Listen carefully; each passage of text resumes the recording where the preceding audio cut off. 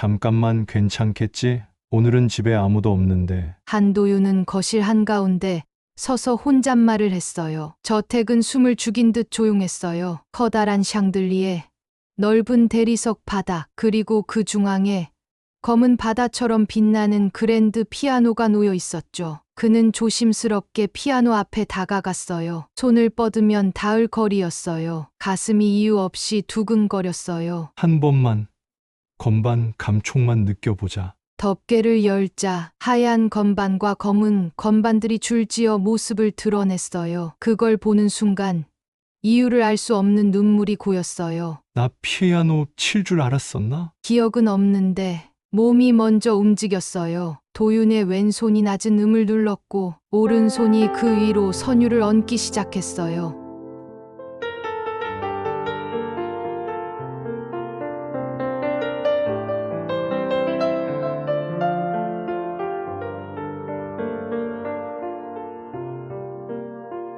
그때였습니다. 피아노 소리야? 현관 쪽에서 여자의 목소리가 들렸어요. 이어 남자의 낮은 중얼거림, 급하게 뛰어오는 구두 소리, 계단을 내려오는 발걸음이 겹쳐졌어요. 거실 쪽으로 세 사람의 발자국이 몰려왔습니다. 한도윤은 그 사실도 모른 채 눈을 감고 마지막 구절을 연주하고 있었어요. 거실 입구에서 한 중년 남자가 걸음을 멈췄습니다. 그 옆에서 한 여자가 입을 막으며 창백해졌고 젊은 여자는 눈을 크게 뜬 채 굳어섰어요. 저 고기, 여자의 속삭임이 공기 속으로 흩어졌습니다. 마지막 음이 울려 퍼지고 소리가 완전히 사라지는 순간까지 아무도 숨을 쉬지 못했어요. 도윤이 천천히 눈을 떴을 때 눈앞에는 자신을 노려보는 세 사람의 얼굴이 서 있었어요. 사실 모든 일의 시작은 몇 주 전 그날 아침이었습니다. 한도윤, 33, 강도원 회장의 새 전담 운전기사가 된 첫날이었어요. 아직 해가 완전히 올라오지 않은 새벽, 검은 세단 옆에서 넥타이를 한 번 더 고쳐매고 차창에 비친 자신의 얼굴을 확인했어요. 실수만 안 하면 된다. 도윤아, 조용히, 오래 버티자. 고급 주택가 골목 끝. 언덕 위에 자리 잡은 대저택 문 앞에 다다르자 철제 대문이 천천히 열렸어요. 정원 안쪽으로 커다란 저택이 모습을 드러냈죠. 현관 앞까지 차를 탄 채 들어가자 관리인이 문을 열어주며 고개를 숙였어요. 새 기사분이시죠? 안으로 들어가 보세요. 회장님 곧 내려오실 겁니다.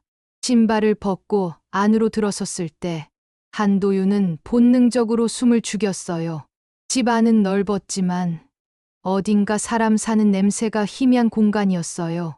너무 조용했고 너무 깔끔했고 어디에도 어질러진 흔적이 없었어요. 그때 눈에 먼저 들어온 게 있었어요. 거실 중앙, 마치 전시품처럼 놓여있는 검은 그랜드 피아노 하나. 아침 햇살이 커튼 틈으로 스며들어 피아노 표면 위를 스치고 있었어요. 그 장면이 이상하게 마음을 붙잡았어요. 와, 진짜 비싸 보이네. 그냥 그렇게만 생각하려 했는데 발이 떨어지지 않았어요. 눈을 떼고 싶은데 자꾸 시선이 그쪽으로만 향했어요. 처음 오셨어요? 뒤에서 말소리가 들렸어요. 돌아보니 중년의 가정부가 청소 도구를 들고 서 있었어요. 아, 네. 오늘부터 운전 맡게 된 한도윤이라고 합니다. 아이고, 수고가 많으시겠네요. 저는 가사 맡은 박금례예요. 그녀는 도윤이 바라보던 곳을 따라 피아노 쪽을 힐끗 보더니 입술을 조금 굳혔어요. 다들 처음 오면 저 피아노부터 보더라고요. 예쁘긴 하죠. 오래된 것 같은데 관리가 너무 잘 돼서. 거의 새 거 같지 않아요? 네. 눈에 확 들어오네요. 도윤이 웃으며 대답하자 금내는 목소리를 낮췄어요. 근데요, 한 가지는 꼭 알고 계셔야 해요. 저 피아노는 이 집에서 제일 건드리면 안 되는 겁니다. 사모님이 매일 아침 직접 닦으세요. 우리 같은 사람들은 건반 근처에도 서 있지 말라 그러셨어요. 아, 그 정도예요? 네. 누구든 손대면 안 된다고 못 받고 가셨어요. 무슨 사연이 있겠죠. 뭐. 금내는 말끝을 흐리더니 빗자루를 끌고 자리를 떠났어요. 홀로 남은 도윤은 피아노에서 억지로 시선을 떼고 현관 쪽을 바라봤어요. 그때 위층에서 구두 소리가 또각또각 울려 내려왔어요. 계단 난간 너머로 먼저 한 중년 남자의 실루엣이 보였고 그 뒤를 우아한 차림의 여자가 따르고 있었어요. 대한민국 굴지의 그룹 회장 강도원, 그리고 그의 아내 민서정. 이 사람이야? 강도원이 계단 아래까지 내려와 잠시 도윤을 훑어보며 짧게 물었어요. 민서정이 고개를 끄덕였어요. 네, 어제 말씀드렸던 새 기사분이에요. 도윤은 허리를 곧게 펴고 고개를 숙였어요. 한도윤입니다. 잘 부탁드립니다. 도윤. 강도원은 그의 이름을 한번 따라 읊조리더니 잠깐 시선을 피아노 쪽으로 던졌어요. 그 순간이었어요. 그의 얼굴이 아주 잠깐 굳어졌어요.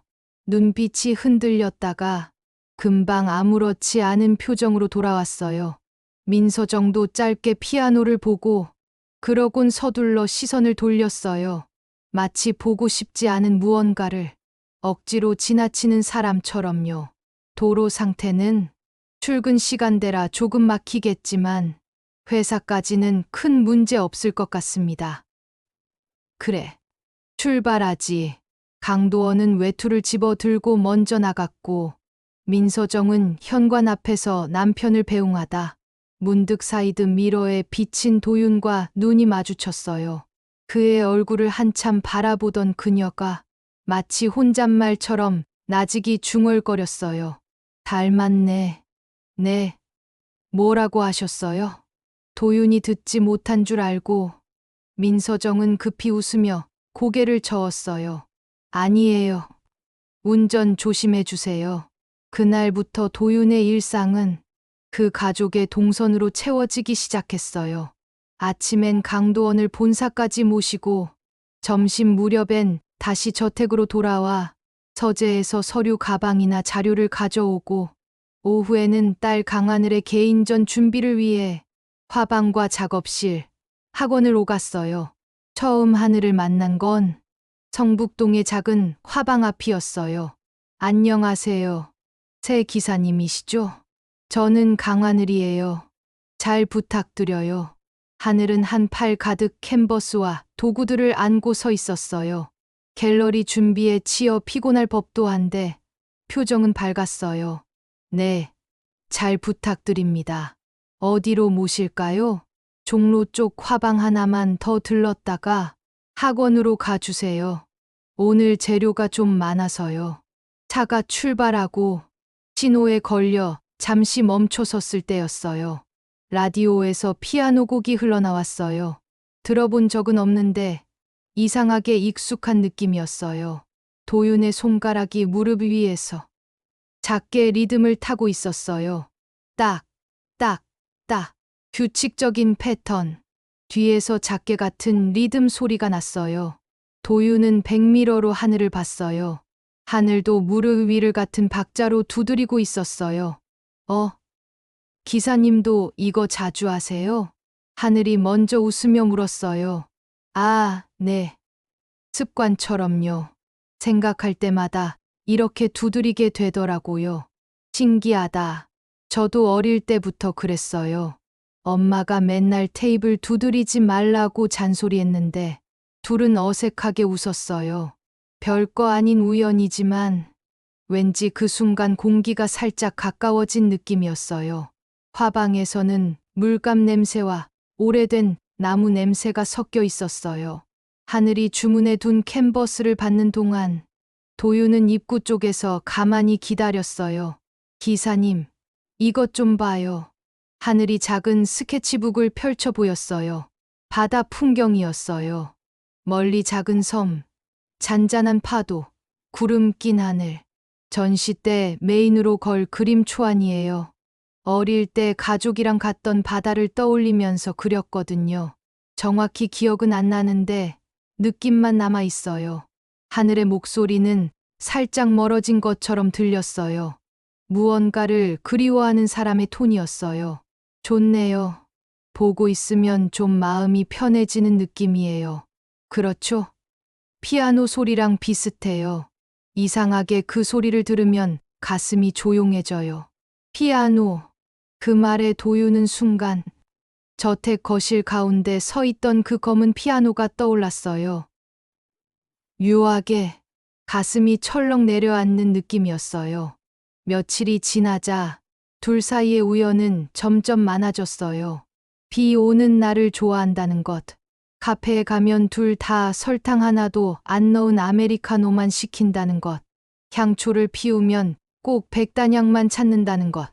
그리고 둘 다 이유를 알 수 없는 같은 꿈을 꾼다는 것. 꿈이요? 차 안.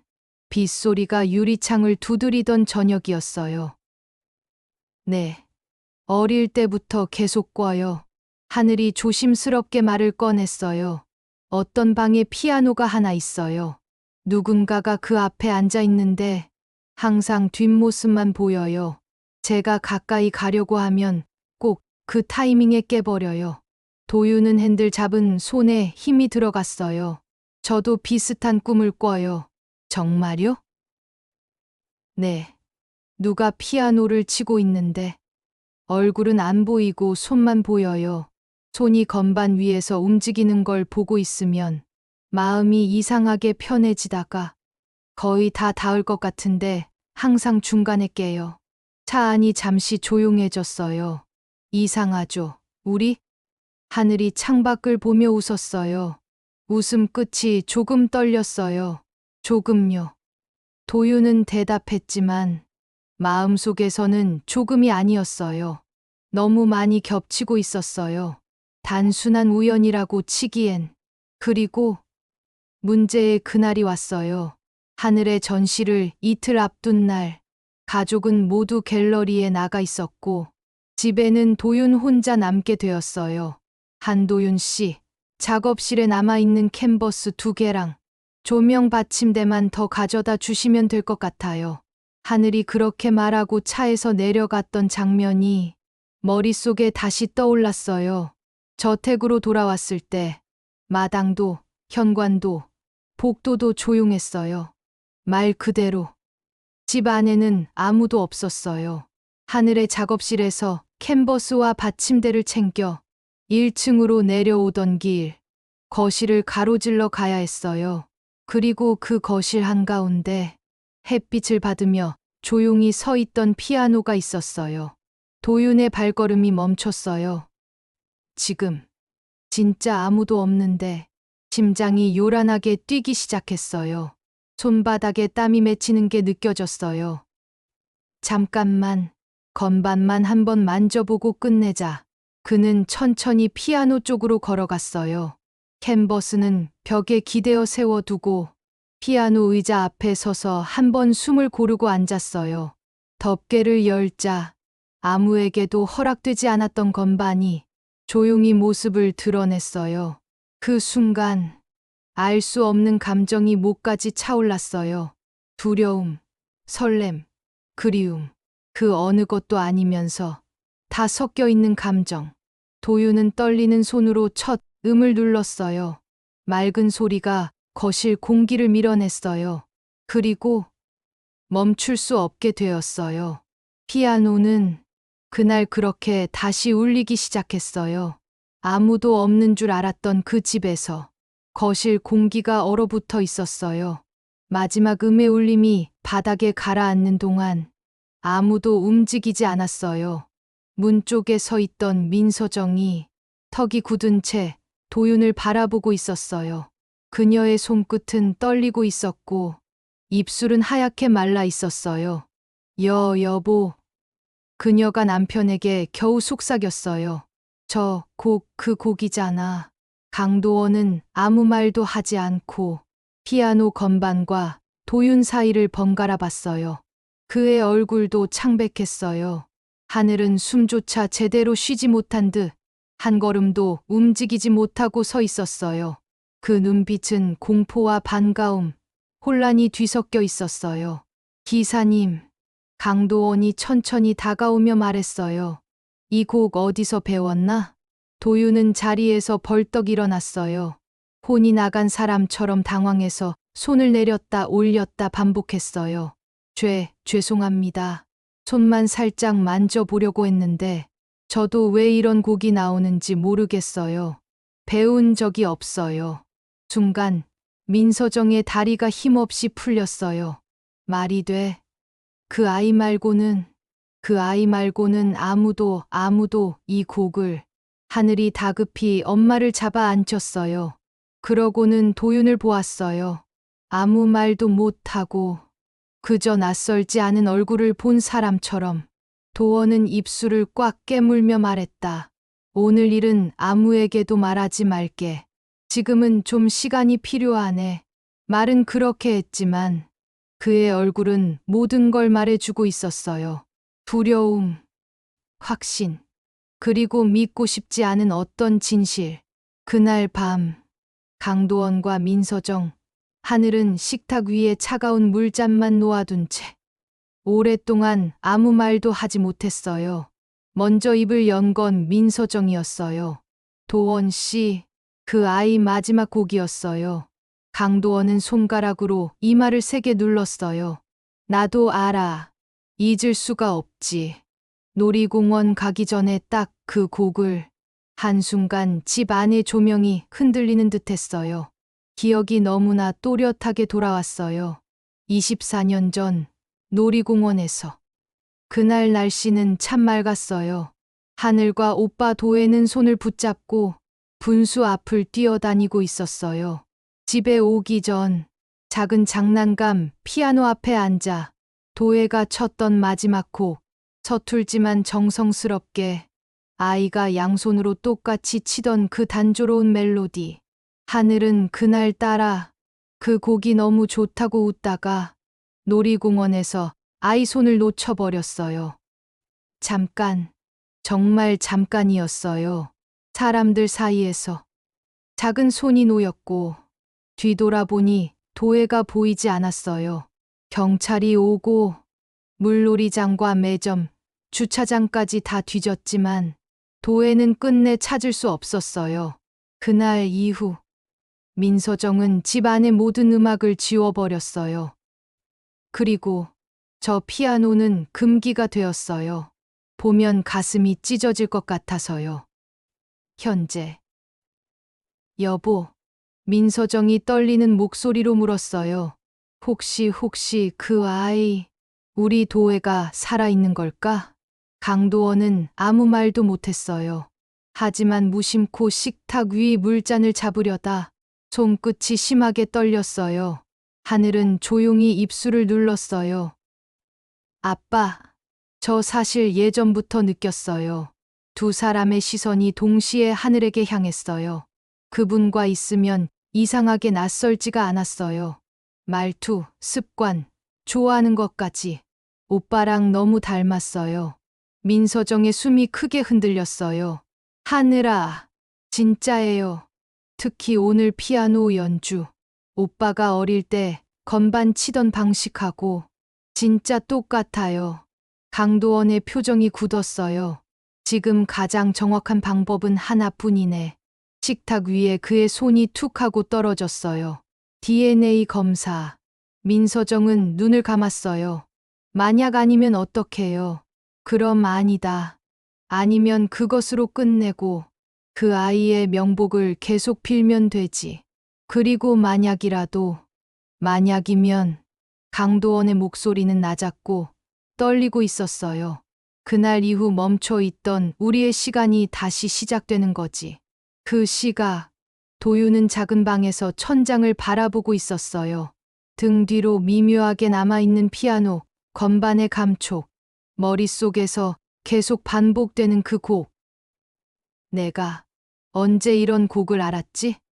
이유 없는 두통, 익숙하지 않은 익숙함, 생전 처음 보는 저택인데 낯설지 않은 기분, 그리고 마지막으로 하늘과의 묘한 연결감, 어딘가에서 수많은 기억 조각들이 천천히 표면 위로 떠오르는 느낌이었어요.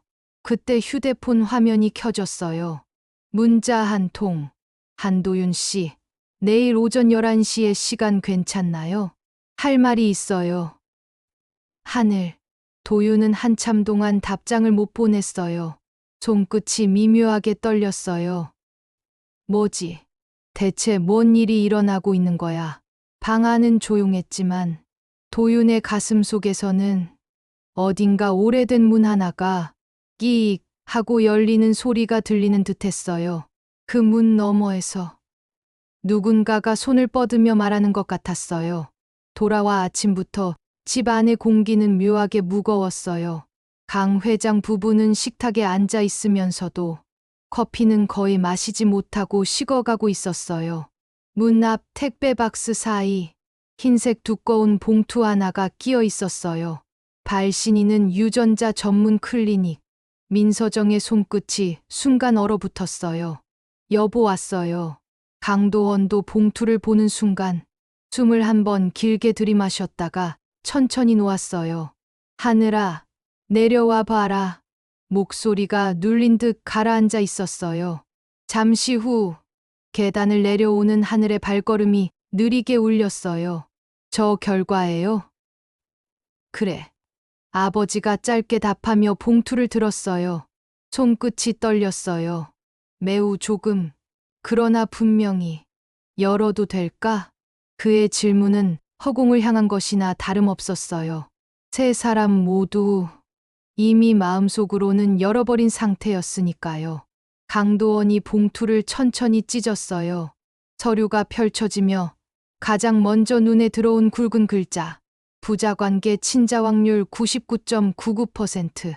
식탁에 앉아있던 민서정이 숨을 들이킨 채 그대로 몸을 떨었어요.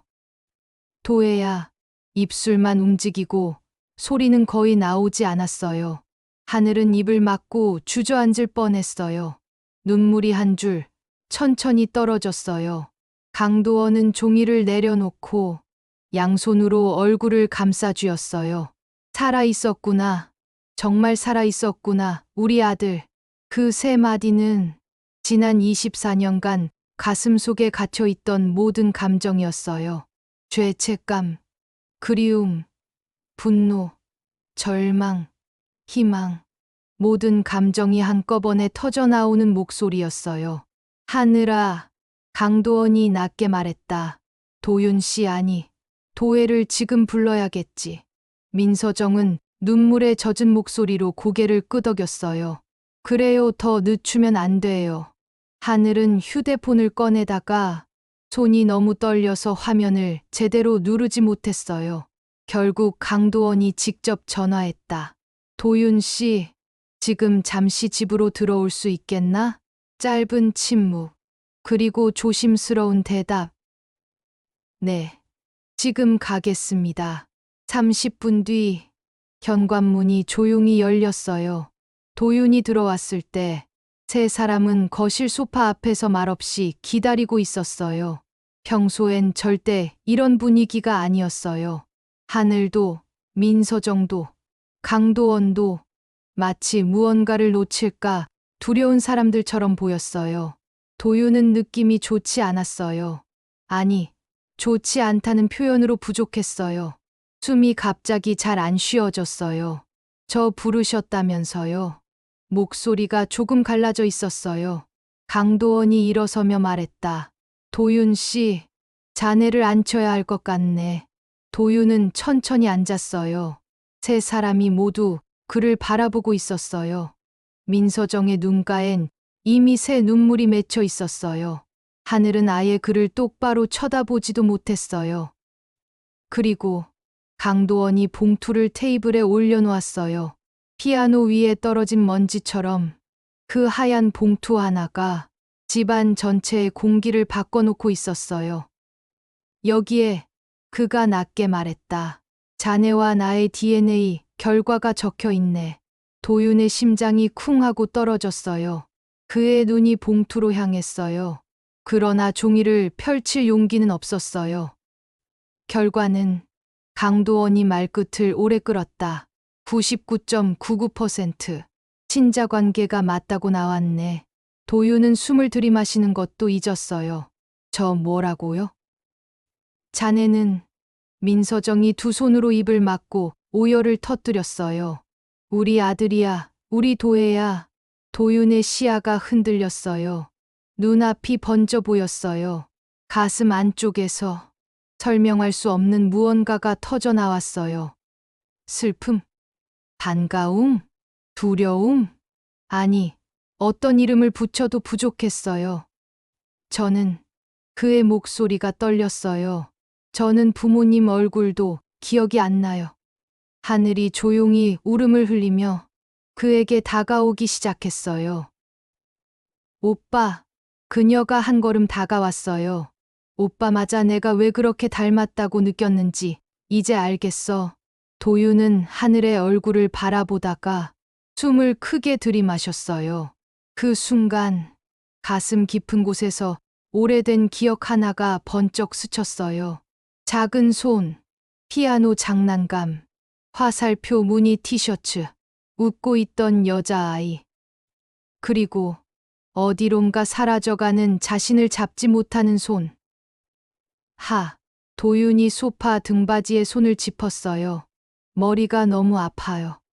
하늘이 다급히 그의 손을 잡았다. 괜찮아. 천천히 기억해도 돼. 민서정은 도윤에게 다가가 조심스럽게 손을 잡았다. 우리 아가 얼마나 무서웠을까, 얼마나. 그녀의 두 손이 도윤의 뺨을 감싸자 도윤의 눈에서도 눈물이 흘러내렸어요. 그 순간 문 두드리는 소리가 울렸어요. 똑똑. 가족 모두가 동시에 문 쪽을 바라보았어요. 하늘이 얼떨결에 문을 열었어요. 그리고 그 문 앞에 서 있는 노파를 보는 순간 거실의 공기가 다시 한번 멎었어요. 오말자 할머니, 도윤을 24년간 키운 사람. 아이고 여기까지 오느라 죽는 줄 알았네. 도윤이 자리에서 벌떡 일어났어요. 할머니, 왜 여기까지? 할머니는 숨을 헐떡이며 도윤의 얼굴을 쓰다듬었어요. 유전자 검사한다는 말을 들었지. 내가 그 집 아들이라고 들었지. 강도원과 민서정은 동시에 일어나서 고개 숙였어요. 어머니 정말 감사드립니다. 강도원의 목소리가 떨렸어요. 우리 아이를 지켜주셔서. 지켜주긴 뭘 지켜. 할머니는 눈가를 훔쳤어요. 내가 더 잘 먹이고, 더 잘 입히고, 더 잘 재웠어야지. 이렇게 훌륭하게 커서 돌아오는 걸 보면 내가 다 울컥해서 죽겠네. 그리고 할머니는 도윤 아니, 본래 이름 강도혜의 양 어깨를 잡으며 말했다. 도혜야, 이제는 두 집안 다 내 집이여. 도윤의 눈이 크게 흔들렸어요. 저는 누구도 잃고 싶지 않아요. 강도원이 다가와 그의 어깨에 손을 얹었다. 아버지도 어머니도 그리고 할머니도 이제 모두 내 가족이다. 민서정은 흐느끼며 도혜의 손을 잡고 이마에 갖다 댔다. 하늘도 그에게 기대어 울고 있었다. 그리고 거실 한가운데 있던 피아노가 오랜 침묵을 깨듯 햇빛을 받아 반짝였어요. 마치 이렇게 말하는 것 같았어요. 이제 돌아왔구나, 도혜야. 그날 밤, 도혜는 피아노 앞에 다시 앉았어요. 뒤에는 친부모, 하늘, 그리고 자신을 지켜준 할머니가 조용히 서 있었어요. 이번에는 손이 떨리지 않았어요. 처음 보는 것 같은데 너무 익숙한 건반, 잃어버렸던 시간들을 되짚어주는 듯한 감촉. 손가락이 스르륵 움직였어요. 그리고 24년 전에서 멈췄던 그 곡이 처음부터 끝까지 완전하게 울려 퍼졌어요. 모두가 울었어요. 모두가 웃었어요. 피아노는 그날 밤 잃어버렸던 아이를 집으로 데려온 가장 아름다운 목소리가 되었어요.